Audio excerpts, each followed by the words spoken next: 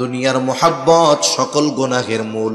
আপনি যত পাপ আছে, যত গুনাহ আছে, আমি আপনি যদি একটু চিন্তা করি, সব কিছুর পেছনে দেখা যাবে দুনিয়ার মোহাব্বত। সুদ খায়, ঘুষ খায়, আখেরাতের জন্য না দুনিয়ার জন্য? ক্ষমতার লাইগা মারামারি করে, আখেরাতের জন্য না দুনিয়ার জন্য?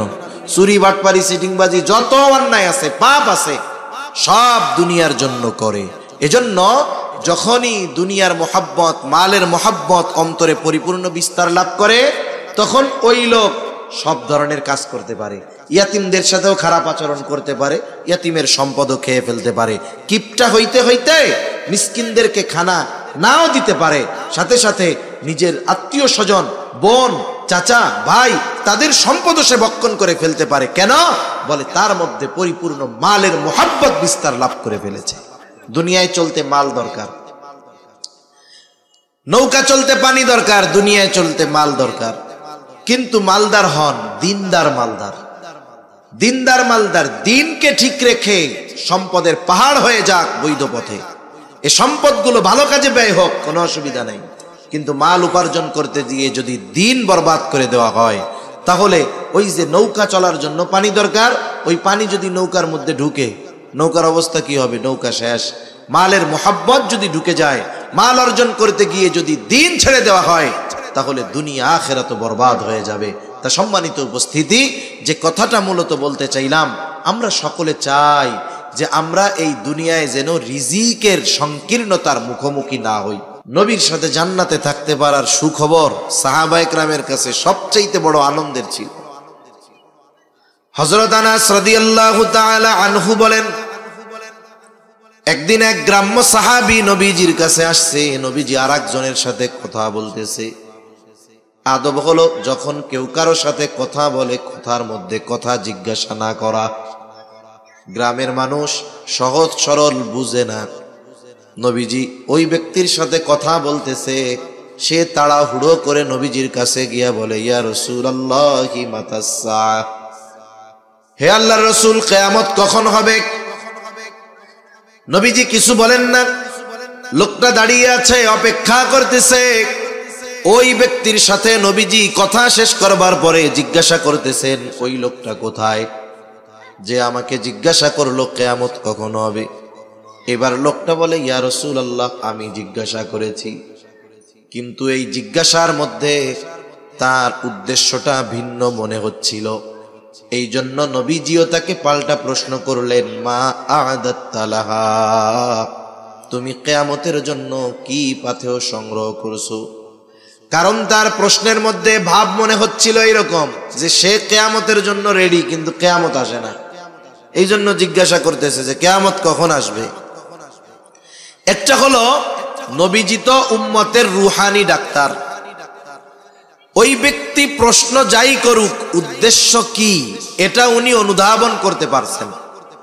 এই জন্য তাকে পাল্টা প্রশ্ন করছে যে তুমি কিয়ামতের জন্য কি পাথেয় সংগ্রহ করছো, কিয়ামত কখন হবে জিজ্ঞাসা করতেছো। আর যদি তার উদ্দেশ্য হইতো কিয়ামত কখন হবে এই খবর জানা, তাহলে হয়তো নবীজি বলতেন, কিয়ামতের আলামতগুলো বইলা দিতেন, ওই সময়ের পরে কিয়ামত হবে, এই সেই। কিন্তু নবীজি তারে পাল্টা প্রশ্ন করছে, মা আ'দাত্তা লাহা। এখন লোকটা জবাবে কি বলে? বলে, আমি আল্লাহ এবং তার রাসূলকে ভালোবাসি। নবীজি জবাব দিলেন, আল মারউ মা'a মান আহাব্বা। লোকটা এবার এই জবাব শুনে বাড়ির দিকে হাঁটা দিল, যে যাকে মোহাব্বত করে তার সাথে অবস্থান করবে।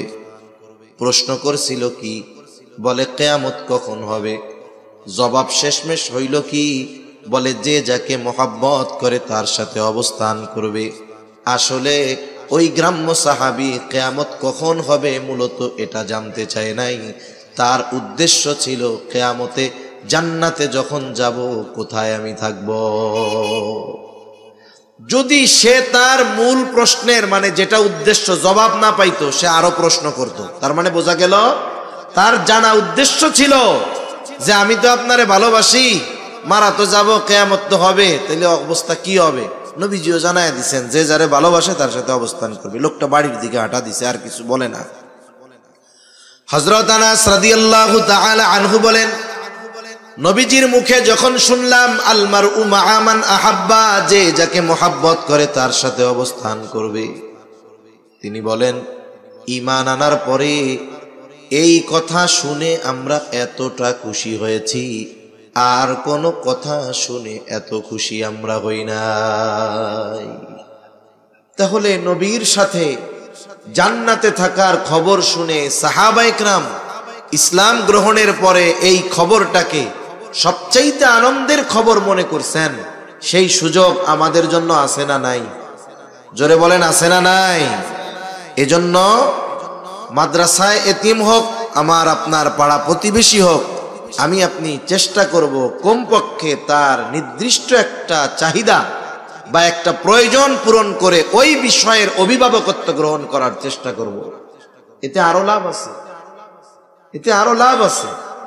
রাসূলুল্লাহ সাল্লাল্লাহু আলাইহি ওয়াসাল্লাম বলেন, আপনি একজন অভাবী, তার প্রয়োজন পূরণ করবেন, আল্লাহ রসুল বলেন আল্লাহ তাআলা তাইলে আমাদের দুনিয়া আখিরাতের প্রয়োজন মিটাইয়া দিবে। সুবহানাল্লাহ। তাহলে ইয়তীমের সাথে সদাচরণ, ভালো ব্যবহার, ইয়তীমের অভিভাবকত্ব গ্রহণ করা, আবার যদি কারো অধীনে কোনো ইয়তীম থাকে তার সাথে খারাপ আচরণ না করা।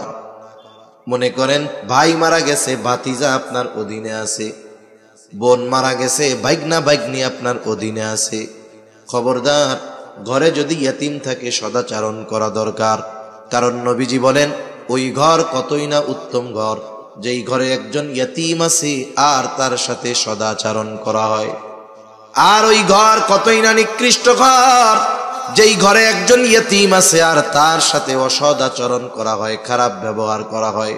বুজুর্গানে দিন বলেন যেই ঘরে ইয়তীম আর তার সাথে ভালো ব্যবহার করা হয় ওই ঘর আল্লাহ তাআলা রহমত বরকত দিয়ে ভরপুর করে দেয়। আবার যেই ঘরে ইয়তীম তার সাথে অসদাচরণ করা হয় আল্লাহ তাআলা ওই ঘর থেকে রহমত বরকত উঠে নিয়ে যায়। এই জন্য একটা ইয়তীম বাচ্চা সে যখন পিতা হারা মাতা হারা হয়ে যায় সে অনেক ভালো খাবারের প্রত্যাশী হয় না, সে ভালো আচরণের প্রত্যাশী হয়। এই জন্য আব্দুল মুত্তালিব যখন দুনিয়া থেকে চলে যাবে, আব্দুল মুত্তালিব হলো আমার আপনার নবীর অভিভাবক, দাদা, বয়স নবীর 8-এর কোঠায়। আব্দুল মুত্তালিব জীবনের অন্তিম সময় সন্তানরা পাশে, আব্দুল মুত্তালিব আমার আপনার নবীর অভিভাবকত্ব আবু তালেবের উপরে চাপায়া দিলেন। কিন্তু ইতিহাস বলে ওই সময় আব্দুল মুত্তালিবের যত সন্তান ছিল সবাই নবীজিকে অনেক অনেক ভালোবাসতো, কিন্তু সবার বেশি ভালোবাসার মধ্যে আবু তালেব বেশি ভালো নবীজিকে বাসতো। কিন্তু আবু তালেব অন্যান্য ভাইদের তুলনায় সবচাইতে বেশি গরিব ছিল। আব্দুল মুত্তালিব ধনী সন্তানের কাছে আমার আপনার নবীকে রেখে যান নাই, বরং সবচাইতে গরিব তবে বেশি ভালোবাসে এই সন্তান আবু তালেবকে আমার আপনার নবীর দায়িত্ব তিনি বুঝায়া দিলেন। আব্দুল মুত্তালিব বুঝতে পারছে যে ভালো খাওয়া ভালো পড়া এর দ্বারা ইয়তীম খুশি হয় না, বরং ওরে আপনি পান্তা ভাত খাওয়ান, ভর্তা ডাল খাওয়ান, কিন্তু ওরে একটু মাথায় হাত বুলায় দিবেন, একটু আদর করবেন, এতে ও বেশি খুশি হয়। ঠিক কিনা বলেন? এজন্য আব্দুল মুত্তালিবের অন্যান্য ধনী সন্তানদের কাছে আমার আপনার নবীকে আব্দুল মুত্তালিব দিয়া যায় নাই। বিষয়টা এমন না যে অন্যান্য চাচারা ভালোবাসতো না, তারাও সর্বোচ্চ ভালোবাসতো, কিন্তু সবার চাইতে বেশি আব্দুল মুত্তালিবের সন্তান আবু তালেব আমার আপনার নবীরে বেশি ভালোবাসতো, কিন্তু গরিব বেশি আবু তালেব। আর মরার সময় ওসিয়ত করেছে আব্দুল মুত্তালিব তুমি এখন থেকে মুহাম্মাদের অভিভাবক। সুবহানাল্লাহ। এজন্য ঘরে যদি এতিম থাকে, আত্মীয় স্বজন হতে পারে, অনাত্মীয় হতে পারে, ইয়তীম যদি থাকে আমরা তাদের সাথে ভালো আচরণ করলে তাদের যত লাভ তার চাইতে আমাদের বেশি লাভ। ঠিক কিনা বলেন? আবার অনেক মানুষ আছে ইয়তীমের অভিভাবক। অভিভাবক বলতে শুধু যে তাকে খাওয়াবে পড়াবে এমনটা নয়, বরং সে বালেগ হওয়া পর্যন্ত তার সম্পদগুলাও রক্ষণাবেক্ষণের দায়িত্ব তার। ছোট মানুষ কিছু চিনে না, বুঝে না, কিন্তু অনেক মানুষ আছে, অনেক চাচা আছে, আত্মীয় আছে, এই ইয়তীম বাচ্চা ছোট এই সুযোগ গ্রহণ করে ইয়তীমের সম্পদ ভক্ষণ করে ফেলে। আছে না এরকম আল্লাহর ওলি? অনেক আছে। ভাই মরছে, বেজার হওয়ার চাইতে খুশি বেশি হয়েছে। চিন্তা করে একবারে সেনবাগ চৌরাস্তার মোড়ে আমার বাপের জমি যেটা 3 শতক 4 শতক, আমরা ভাই 2টা, ওই ভাই বাইসা থাকলে তো তোমাকে 2 ভাগ হইতো, 2 শতক কইরা হয়ে যাইতো, বাড়ি টাড়ি করা যাইতো না। এখন ভালোই হইছে, বাতিজারে বুস্টুস দিয়া অন্য জায়গা থেকে একটু জমি দিয়ে 4 শতকে সুন্দর করে 7 তলা ফাউন্ডেশন দিয়ে বাড়ি উঠাবো, 2 তলায় মার্কেট হবে, আর 5 তলা ভাড়া দিয়ে বসে বসে আমিও খাবো, আমার বাচ্চারাও খাবে। এরকম লোক আছে না নাই? ও চিন্তা করতেছে এই সম্পদ দ্বারা আমার অগ্রগতি উন্নতি হবে। স্বাভাবিকভাবে অন্য মানুষের হক মেরে খাওয়া এটা জঘন্য পাপ, আল্লাহ তাআলা মানা করছে। আল্লাহ বলেন, ওয়ালা তাকুলু আমওয়ালাকুম বাইনাকুম বিল বাতিল, অন্যায়ভাবে তোমরা কারো সম্পদ ভক্ষণ করো না। অনেক সময় আমাদের অঞ্চলগুলোতেও হয়, অনেকে বিভিন্ন সিস্টেমে অন্যের জমির মধ্যে দখল দেয়। এই যে কাজগুলো করে এটা বড় অন্যায়। হাদিসের মধ্যে আসছে, নবীজি বলেন, দুনিয়াতে কেউ যদি অন্যায়ভাবে কারো 1 বিঘত জমিন অন্যায়ভাবে দখল দেয়, কিয়ামতের দিন আল্লাহ রাব্বুল আলামিন তার গলায় 7 তবক জমিন পেঁচায়া দিবে। এজন্য সাধারণভাবে কারো হক আমরা মাইরা খাবো না, সে যে হয় হোক। ইয়তীমের সম্পদের ব্যাপারে আল্লাহ তাআলা আরো হুঁশিয়ারি করেন। ইয়তীমের সম্পদকে আল্লাহ তাআলা আগুন বলে অভিহিত করেছেন। আল্লাহ তাআলা বলেন, ইন্নাল্লাযীনা ইয়াকুলুনা আমওয়ালাল ইয়াতামা যুলমান ইন্নামা ইয়াকুলুনা ফি বুতুনিহিম নারা। আল্লাহ রাব্বুল আলামিন বলেন, নিশ্চয়ই যারা অন্যায়ভাবে ইয়তীমের সম্পদ ভক্ষণ করে, ইন্নামা ইয়াকুলুনা ফি বুতুনিহিম নারা, তারা কেমন যেন আগুন দ্বারা তাদের পেট ভরপুর করে। বলেন তো, আগুনের স্থান জান্নাত নাকি জাহান্নাম? জোরে বলেন না, কোথায়? আল্লাহ তাআলাও বলেন, ওয়াসায়াসলাউনা সাঈরা, অচিরেই তার আবাসস্থল হবে জাহান্নাম। এজন্য ইয়তীমের সম্পদ যদি কারো কাছে থাকে, কেউ যদি ইয়তীমের অভিভাবক হয়, তার সম্পদ যদি তার কাছে থাকে, খবরদার, এই সম্পদ ভক্ষণ করা যাবে না। তাহলে কি হবে? এই সম্পদ ভক্ষণ করার কারণে জাহান্নামে যাওয়া লাগবে। এ বিষয়ে আর লম্বা কথার প্রয়োজন নাই। মূল কথা হলো, আমার আপনার নবী ইয়তীম ছিলেন। আল্লাহ তাআলা নবীকে ইয়তীমদের সাথে সদাচরণের নির্দেশ দিয়েছেন। যদিও মনে হয় নবীজিকে দিয়েছে, কিন্তু উদ্দেশ্য কিয়ামত পর্যন্ত সব উম্মত, যে খবরদার, ফাআম্মাল ইয়াতীমা ফালা তাকহার, তোমরা ইয়তীমকে ধমক দিবা না, তার সাথে খারাপ আচরণ করবা না। কারণ ইয়তীমের সাথে ধমকের সুরে কথা বলা, এটা ছিল আবু জেহেলের খাসলাত। আবু জেহেল কি করত? আবু জেহেলের খাসলাত আসছে তাফসীরের মধ্যে, যে যখন কোনো সম্পদশালী ব্যক্তি একেবারে জীবনটা সংকটময় অবস্থায় পৌঁছায়া যাইত, এখন তার সম্পদ আছে, নাবালক বাচ্চা আছে, কিন্তু এগুলো দেখার মতো কোনো লোক তার নেই। এই ধরনের লোকের কাছে আবু জেহেল যাইতো, যে বলতো, ভাই রে, তুমি তো মনে হয় বেশি দিন আর বাঁচবা না, বাপ সব তো ভালো না, তুমি মরার পরে তোমার সম্পদের কি হবে, সন্তানের কি হবে, এগুলো তো মানুষে খাবে, তোমার সন্তান সম্পদ বঞ্চিত হবে। এক কাম করো, সবার সামনে তুমি মারা যাওয়ার পরে তোমার এই সন্তান সম্পদের অভিভাবক হিসাবে আমারে ঘোষণা করে দিয়ে যাও, ওসিয়ত করে দিয়ে যাও। লোকটা চিন্তা করে, কথা তো ঠিক, আবু জেহেল যদি আমার সম্পদ সন্তানের দায়িত্ব নেয়, তাইলে অন্যান্য যে শেষরা বাটপার মাটপার আছে, ওরা তো দ্বারের কাছেও ঘেসবে না, ঠিক কিনা বলেন? এক মুরব্বী কয়, টাকা নিরাপদে রাখতে চাও, সবার সামনে এলাকার সবচাইতে বড় ডাকাতের কাছে টাকাটা জমা রাখবা। সবার সামনে যদি রাখো, দেখবা ও এমন বুজুর্গি দেখাবে, জীবন দিয়ে তোমার সম্পদের হেফাজত করবে, সবার সামনে দিবা। তাহলে ওই লোক চিন্তা করে, আবু জেহেলের কাছে যদি রাখা হয়, তাইলে অন্যান্য গুলা তো আর তাকানোরই সাহস পাবে না, দখল তো বহুদূর। এবার সবার সামনে বলতো, আমি মারা যাওয়ার পর আমার সন্তান সম্পদের সব দায়িত্ব আবু জেহেলের। এবার লোক তো মরে গেছে, ছোট বাচ্চাটা, তার সম্পদ আবু জেহেলের কাছে, সে চাইলে ঠিক মতো দেয় তো না। আবার যখন বড় হয়ে গেছে, প্রাপ্তবয়স্ক, এবার বলে আমার সম্পদ আমারে বুঝাইয়া দেন। এইবার কি করত? সম্পদ বঞ্চিত করত, খারাপ আচরণ করত, কাছে গেলে ঘাট ধাক্কা দিয়া বাইর করে দিত। তার মানে এই যে ইয়তিমের সম্পদ ভক্ষণ করা, ইয়তিমের সাথে অসৎ আচরণ করা, এটা কোনো মুমিনের আলামত নয়, মুমিনের আচরণ নয়, এটা আবু জেহেলের আচরণ। ঠিক কিনা বলেন? এজন্য আমরা ইয়তিমদের সাথে ভালো ব্যবহার করব। আমরা অনেক সময় গরিব হইলে ইয়তিম মানুষ, পোলাপান বাপ মা বাইসা আছে, দুইজনে মিলা মেহনত করে মানুষ বানাইতে পারে না, দুষ্টু হয়ে যায়। আর ওর বাপও নাই মাও নাই, ও একটু চঞ্চল দুষ্টু হতে পারে। এই কারণে অনেক সময় আমরা তাদের জন্য কষ্টদায়ক শব্দ ব্যবহার করি।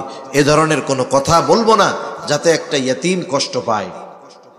তাহলে আল্লাহ তাআলা 1 নাম্বার বললেন, তোমাদের রিজিক সংকীর্ণতার 1 নাম্বার কারণ তোমরা ইয়তিমকে সম্মান করো না, তার মানে ইয়তিমের হক আদায় করো না।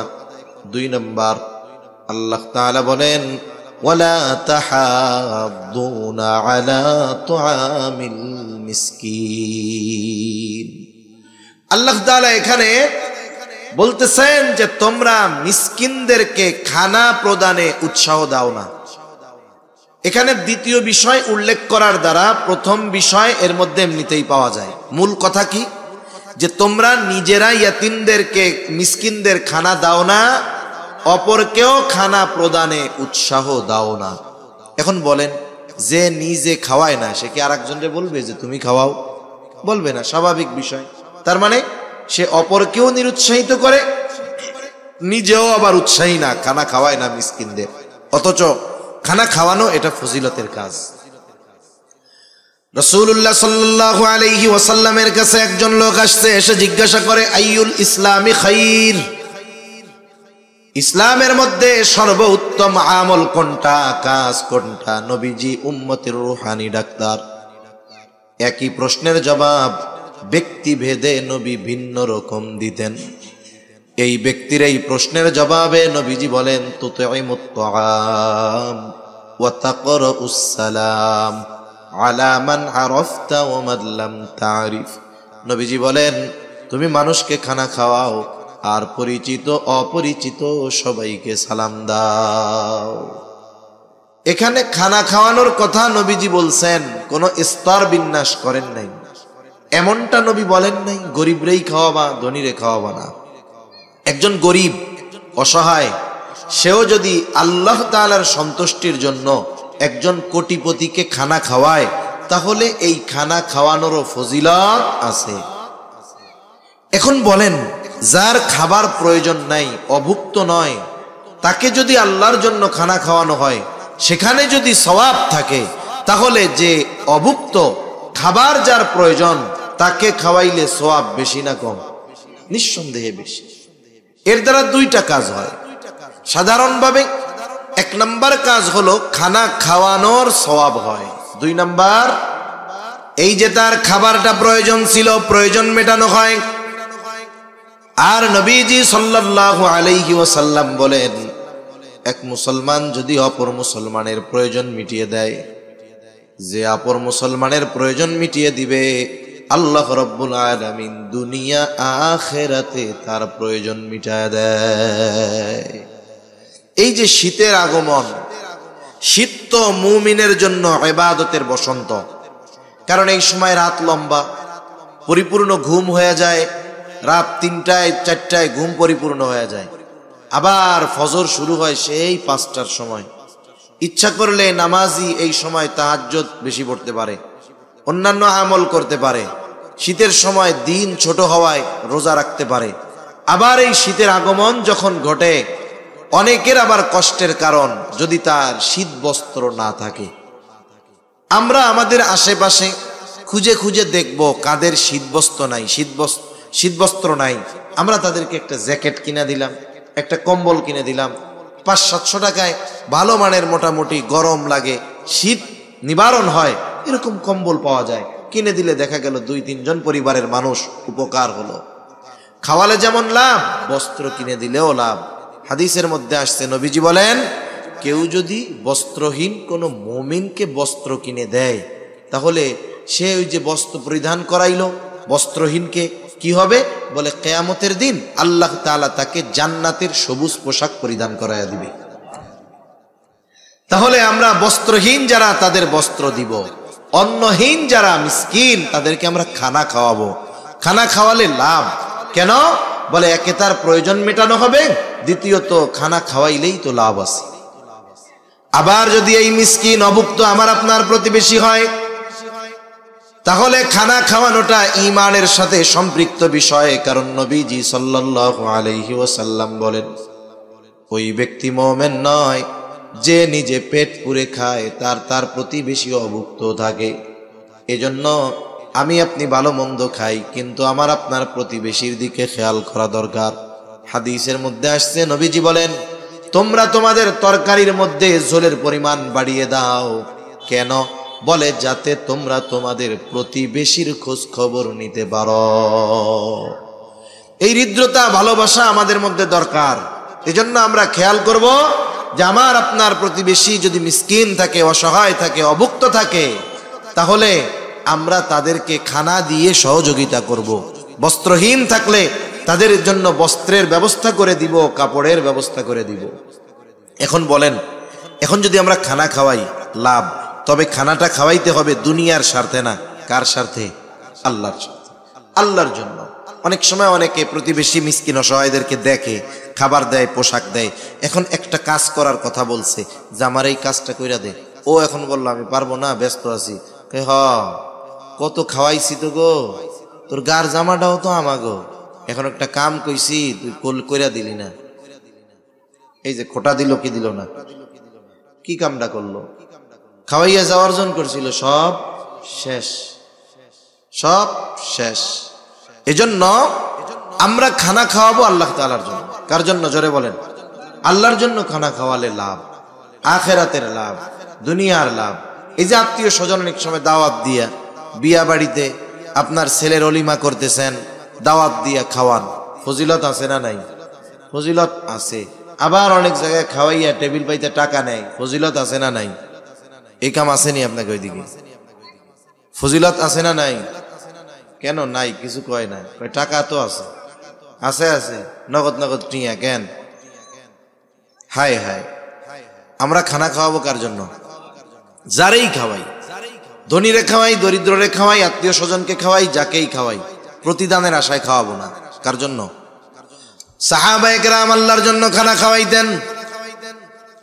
আল্লাহ তাআলা কোরআনুল কারীমের মধ্যে জানায় দেন তারা কি জন্য খানা খাওয়ায়। বলে, ইন্নামা নুতঈমুকুম লিওয়াজহিল্লাহি লা নুরিদু মিনকুম জাযাআও ওয়ালা শুকুরা।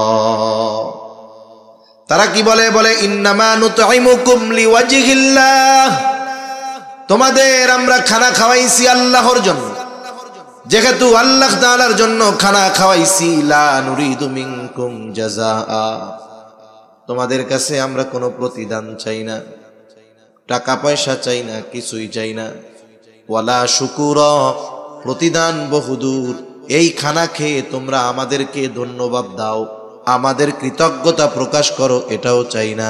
কারণ খানা খাওয়াইছি আল্লাহ তাআলার জন্য, প্রতিদান তিনি আমাদেরকে দিবে। অনেক সময় মানুষ আছে না যে উপকার করছে, উপকার করে পরে আবার বলে, দেখ লোকটা রে, এত উপকার করলাম, ধন্যবাদও দিল না। এই যে ধন্যবাদের আশা করা, চলে আসতো, আচ্ছা, ধন্যবাদও দিল না, এরকম বলে কি বলে না? তার মানে সে এই ভালো কাজের প্রশংসা আশা করে। আমরা মানুষকে যদি খানা খাওয়াই, তারা যদি আমাদেরকে ধন্যবাদও না দেয়, আমরা কি বেজার হব বলেন?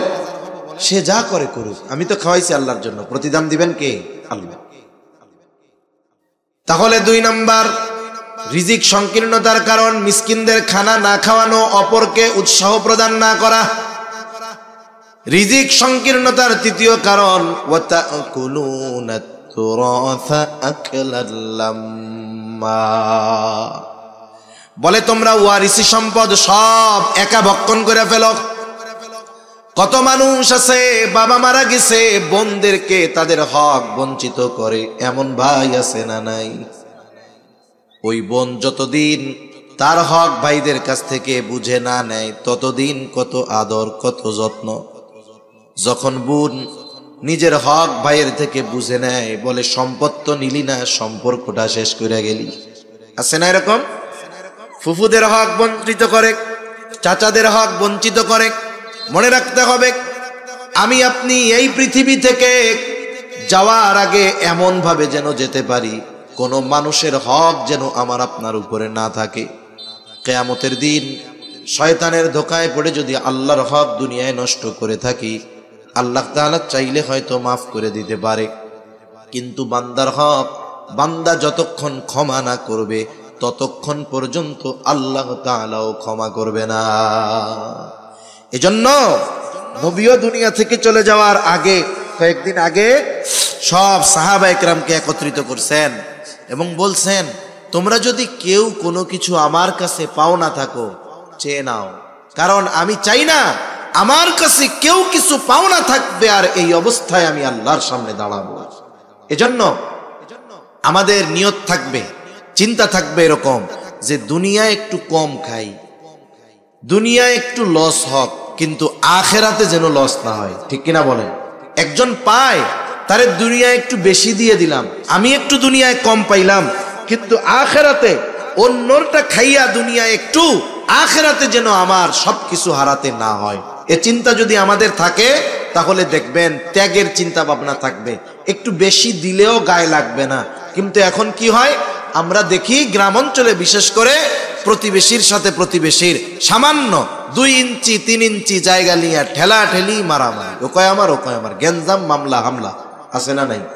আপনি 2 আঙ্গুল ছেড়া দেন না, দুনিয়ায় ছাড়লেন 2 আঙ্গুল, আশা করা যায় আল্লাহ তাআলা এই ছাড় দেওয়ার কারণে কিয়ামতে বড় বড় বিষয় থেকে আমাকে আপনাকে ছাড় দিবে। ঠিক কিনা বলেন? এজন্য বিশেষ করে ওয়ারিসি সম্পদ প্রকৃত হকদারদেরকে ফিরিয়ে দিব, দিয়ে দিব, ভক্ষণ করব না। ওয়াতুহিব্বুনাল মালা হুব্বান জাম্মা।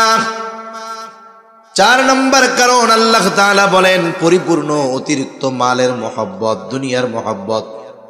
নবীজিও বলেন হুব্বুদ দুনিয়া রাসু কুল্লি খাতিআহ। দুনিয়ার মহব্বত সকল গুনাহের মূল। বাস্তবতাও হলো এইটা, আপনি যত পাপ আছে, যত গুনাহ আছে, আমি আপনি যদি একটু চিন্তা করি, সব কিছুর পেছনে দেখা যাবে দুনিয়ার মহব্বত। সুদ খায়, ঘুষ খায়, আখেরাতের জন্য না দুনিয়ার জন্য? ক্ষমতার লাইগা মারামারি করে, আখেরাতের জন্য না দুনিয়ার জন্য? চুরি বাটপারি সিটিংবাজি যত অন্যায় আছে, পাপ আছে, সব দুনিয়ার জন্য করে। এজন্য যখনই দুনিয়ার মহব্বত, মালের মহব্বত অন্তরে পরিপূর্ণ বিস্তার লাভ করে, তখন ওই লোক সব ধরনের কাজ করতে পারে। ইয়াতিমদের সাথেও খারাপ আচরণ করতে পারে, ইয়াতিমের সম্পদও খেয়ে ফেলতে পারে, কিপটা হইতে হইতে মিসকিনদেরকে খানা নাও দিতে পারে, সাথে সাথে নিজের আত্মীয় স্বজন, বোন, চাচা, ভাই, তাদের সম্পদও সে ভক্ষণ করে ফেলতে পারে। কেন? বলে তার মধ্যে পরিপূর্ণ মালের মহব্বত বিস্তার লাভ করে ফেলেছে। দুনিয়ায় চলতে মাল দরকার, নৌকা চলতে পানি দরকার, দুনিয়ায় চলতে মাল দরকার। কিন্তু মালদার হন দিনদার মালদার, দিনদার মালদার, দিনকে ঠিক রেখে সম্পদের পাহাড় হয়ে যাক বৈধ পথে, এই সম্পদগুলো ভালো কাজে ব্যয় হোক, কোনো অসুবিধা নাই। কিন্তু মাল উপার্জন করতে গিয়ে যদি দিন বরবাদ করে দেওয়া হয়, তাহলে ওই যে নৌকা চলার জন্য পানি দরকার, ওই পানি যদি নৌকার মধ্যে ঢুকে, নৌকার অবস্থা কি হবে? নৌকা শেষ। মালের মোহাব্বত যদি ঢুকে যায়, মাল অর্জন করতে গিয়ে যদি দিন ছেড়ে দেওয়া হয়, তাহলে দুনিয়া আখিরাত বরবাদ হয়ে যাবে। তা সম্মানিত উপস্থিতি, যে কথাটা মূলত বলতে চাইলাম, আমরা সকলে চাই যে আমরা এই দুনিয়ায় যেন রিজিকের সংকীর্ণতার মুখোমুখি না হই। আর বরকত এটা পরিমাণের সাথে নির্ধারিত নয়, এটা অন্য জিনিস। অল্প জিনিসের মধ্যে আল্লাহ বরকত দিতে পারে, আবার অনেক জিনিসকে আল্লাহ তাআলা বরকতহীন করতে পারে। এখন আমরা যদি বরকতময় প্রশস্ত রিজিক চাই, তাহলে আমরা ইয়াতিমদের সাথে সদাচরণ করব, মিসকিন অসহায়কে যতটুকু পারি খানা খাওয়াবো। কোনো সায়েল যদি আসে, খাবার যদি চায়, তাকে আমি কড়া ভাষায় ফিরিয়ে দিব না। আমি না পারি আমার পাশের বন্ধুকে বলবো, ভাই একটা 5 টাকা দিয়ে রুটি কিনে দাও। আমি উৎসাহ দিলাম, নাই আমার কাছে, উৎসাহ দিলাম, ও কিনে দিল, ও কিনে দিয়ে যেই সওয়াব, আমি শুধু উৎসাহ দিয়ে সেই পরিমাণ সওয়াব। সুবহানাল্লাহ। সাথে সাথে আত্মীয় স্বজনের সম্পদ, বোনের সম্পদ, ফুফুর সম্পদ, ভাইয়ের সম্পদ, এগুলো মেরে খাবো না, বরং বেশি বেশি দিয়ে দিব, তাহলে আখেরাতে ধরা খাওয়া লাগবে না। সাথে সাথে দুনিয়া অর্জন করতে গিয়ে অবৈধ পন্থা অবলম্বন করব না, দুনিয়া অর্জন করতে গিয়ে দ্বীনকে বিসর্জন দিব না। এগুলো যদি আমরা করতে পারি তাহলে আশা করা যায় অল্প হোক আল্লাহ তাআলা আমাদেরকে বরকত দিবেন, রিজিক সংকীর্ণতার মধ্যে ফালাবেন না।